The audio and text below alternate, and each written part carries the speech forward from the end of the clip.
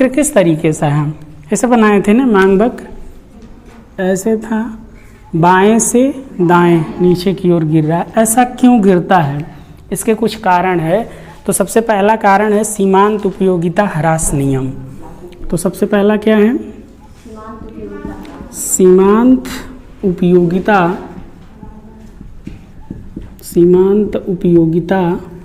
ह्रास नियम। ह्रास नियम के कारण, सीमांत उपयोगिता ह्रास नियम के कारण। सीमांत उपयोगिता ह्रास नियम का मतलब क्या है? सीमांत उपयोगिता ह्रास नियम का मतलब ये है कि जैसे जैसे हम वस्तुओं का उपभोग करते जाते हैं वैसे वैसे उससे मिलने वाली उपयोगिता क्या होती है, घटती जाती है। तो जैसे जैसे हम ज़्यादा वस्तु उपयोग करेंगे वैसे वैसे घटती जाती है, इसीलिए यह ऊपर से नीचे की तरफ गिरता हुआ होता है।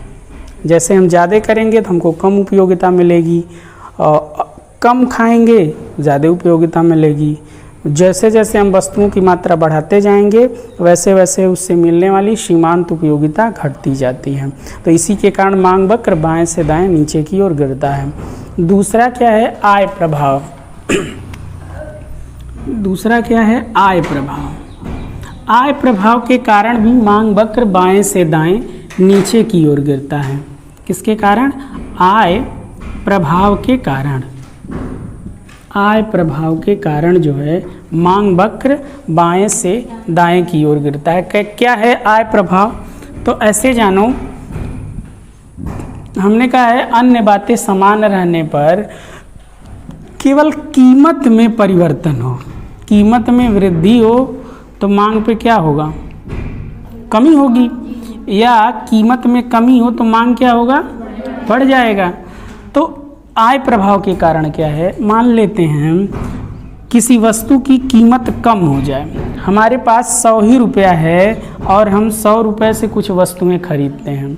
तो अगर कुछ वस्तु खरीदते हैं तो मान लें उसी वस्तु की कीमत घट जाए तो अब 100 रुपया में हमको ज़्यादा वस्तु मिलेगा ना, तो इसके कारण भी यह नीचे की तरफ गिरता है, यानी आय प्रभाव इसको बोलते हैं। यानी आय में और कीमत में कैसा संबंध होगा, आय में और मांग में, मांग को छोड़ दे, कीमत में। अगर हमारे पास किसी भी वस्तु की कीमत घट रही है, कीमत घट रही है तो हमारी आय पर क्या प्रभाव पड़ेगा, बढ़ेगा कि घटेगा? कीमत बढ़ रही है तो आय घटेगा। जैसे 100 ही रुपये में हम कोई वस्तु खरीद रहे थे, अब उस वस्तु की कीमत बढ़ जाए तो 100 रुपये में हमको कम मिलेगा ना, हमारी आय कुछ कम नज़र आएगी। वही है, अगर इस वस्तु की कीमत घट जाए तब हमारी आय थोड़ा बढ़ी हुई नज़र आएगी। तो दोनों में विपरीत संबंध हो रहा है ना। तो वही विपरीत संबंध के कारण जो मांग वक्र है ऊपर से नीचे की तरफ गिरता हुआ होता है। एक दूसरा कारण ये है, यानी मांग वक्र से बाएं से दाएं नीचे की ओर गिरने का सबसे पहला कारण क्या है, सीमांत उपयोगिता ह्रास नियम। दूसरा क्या है, आय प्रभाव के कारण। और एक और लिख देते हैं, कीमत प्रभाव। अगला एक और लिख लेते हैं, कीमत प्रभाव। कीमत प्रभाव, कीमत प्रभाव तो है ही, कीमत प्रभाव, कीमत प्रभाव के कारण तो होता ही है। कीमत बढ़ती है तो मांग घटती है, तो इसके कारण भी मांग वक्र बाएं से दाएं नीचे की तरफ गिरेगा। ये भी एक कारण है। एक और है, क्रेताओं की संख्या में परिवर्तन। खरीदने वाले की संख्या बढ़ जाए, क्रेताओं की संख्या में परिवर्तन, क्रेताओं की संख्या में परिवर्तन, क्रेताओं की संख्या में परिवर्तन। अच्छा, अगर कीमत घट रही है तो खरीदने वाले ज़्यादा होंगे कि कम होंगे? ज़्यादा होंगे। अगर कीमत बढ़ रही है तो खरीदने वाले कम होंगे कि ज़्यादा? तो दोनों में विपरीत संबंध हो रहा है ना, तो इसके कारण भी ऊपर से नीचे की तरफ गिरता है। एक और है, वस्तु का विभिन्न उपयोग। वस्तु का विभिन्न उपयोग, वस्तु का विभिन्न उपयोग, वस्तु का विभिन्न उपयोग। इसके कारण भी मांग वक्र बाएं से दाएं नीचे की ओर गिरता है। कैसे? अगर मान लेते हैं किसी वस्तु की कीमत ज़्यादा रहे, कोई ऐसी वस्तु है जिसका कई जगह यूज करते हैं, जैसे कोई एक वस्तु का नाम बताओ कई जगह यूज करते हैं। नमक ही हम ले लेते हैं, नमक एग्जाम्पल। अगर इस वस्तु की कीमत बहुत ज़्यादा महंगा हो जाए, 1000 रुपया किलो हो जाए, तो हम केवल नमक का कहाँ यूज करेंगे? या तो दाल में और सब्जी में, खाने बनाने में, अलग से नहीं। ऐसे चटनी बना करके यूज नहीं करेंगे क्योंकि उसकी कीमत क्या है? महंगी है। तो इसके कारण भी मांग वक्र बाएं से दाएं नीचे की ओर गिरता है। जैसे ही वस्तु की कीमत कम होती, हम ज़्यादा खरीदते हैं, कई जगहों पे यूज करेंगे। जैसे इसकी हाई कीमत हो जाएगी, हम कम यूज करेंगे और कम जगहों पे करेंगे। तो इसके कारण भी हमारा मांग वक्र ऊपर से नीचे की तरफ दाएं की ओर गिरता हुआ होता है। एक और है प्रतिस्थापन व पूरक वस्तुओं का प्रभाव।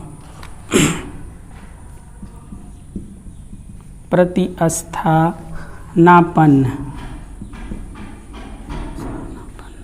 व पूरक वस्तुओं के प्रभाव के कारण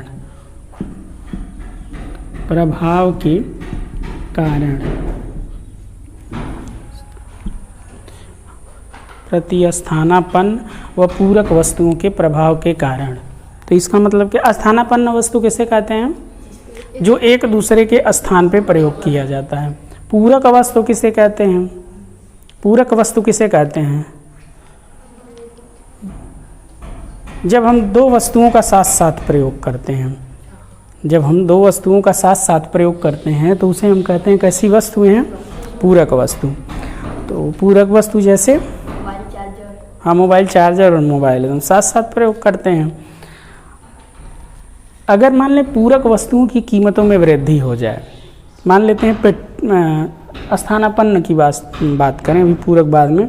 स्थानापन्न कोई वस्तु है, पेट्रोल की कीमत बहुत बढ़ जाए, तब उसके स्थान पे क्या प्रयोग करेंगे? सीएनजी करेंगे। थोड़ा सस्ता है ना, सीएनजी की मांग बढ़ जाएगी।